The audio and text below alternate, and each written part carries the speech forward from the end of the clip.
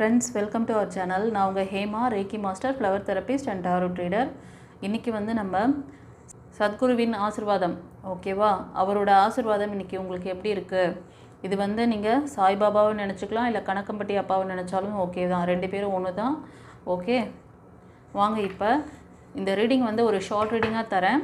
ஒரே பைல் தான், நிறைய பைல் ஆப்ஷன் கிடையாது. கலெக்டிவ் ரீடிங், டைம்லெஸ் ரீடிங்காக தரேன், சரியா?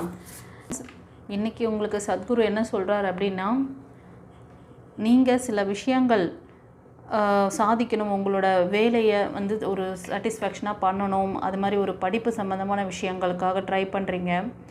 உங்களோட முயற்சியை பண்ணலாமா வேணாமா ஏதாவது டவுட் இருந்ததுன்னா நீங்கள் தாராளமாக அதை செய்யுங்க. உங்கள் வேலையில் ஒரு புதிய முன்னேற்றம் ஏற்பட போகுது. நீங்கள் ரொம்ப தைரியம், தன்னம்பிக்கை எல்லாமே உங்களுக்கு அதிகமாக இருக்கும். ஏன்னா உங்கள் கூட இருக்கிறது அவரோட எனர்ஜி. ஸோ உங்களுக்கு இப்போது இந்த காலகட்டம் கரெக்டான நேரம் அப்படிங்கிறாங்க. இதுக்கு முன்னாடி உங்களுக்கு நிறைய தடைகள் இருந்திருக்கலாம்.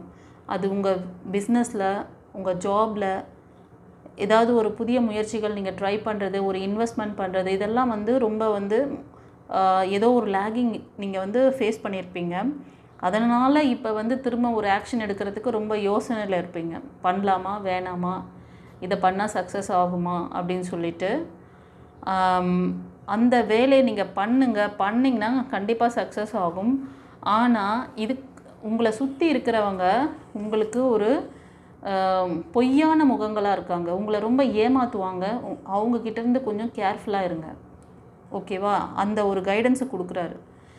ஸோ நீங்கள் ஏன் இவ்வளோ ஃபெயிலியர்ஸ்? ஏன்னா நீங்கள் சில முடிவுகள்லாம் நீங்கள் எடுக்க மாட்டேன்றீங்க. மற்றவங்களோட ஒரு அன்ஹெல்தியான ஒரு ஆக்டிவிட்டீஸ் இருக்க ஃப்ரெண்ட்ஷிப்பு, அந்த மாதிரி ஒரு ரிலேஷன்ஷிப்லாம் இருந்ததுன்னா அதெல்லாம் அவாய்ட் பண்ணுங்கள்.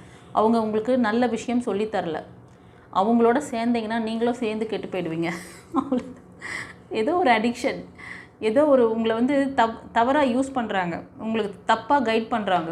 உங்களை சுற்றி இருக்கிறவங்க, அது ஃப்ரெண்ட்ஷிப்பாக இருக்கலாம், இல்லைனா ரிலேஷன்ஷிப்பில் கூட இருக்கலாம், இல்லை உங்களை சுற்றி இருக்க ரிலேட்டிவ்ஸ், குடும்ப உறுப்பினர்களில் இருக்கலாம்.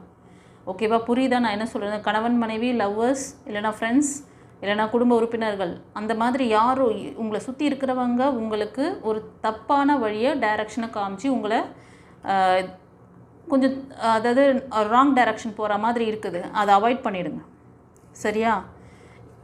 ஆல்ரெடி நீங்கள் ஃபெயிலியர் பார்த்துருக்கீங்கல்ல, அது உங்களுக்கு ஆழ்மன ரெக்கார்டு.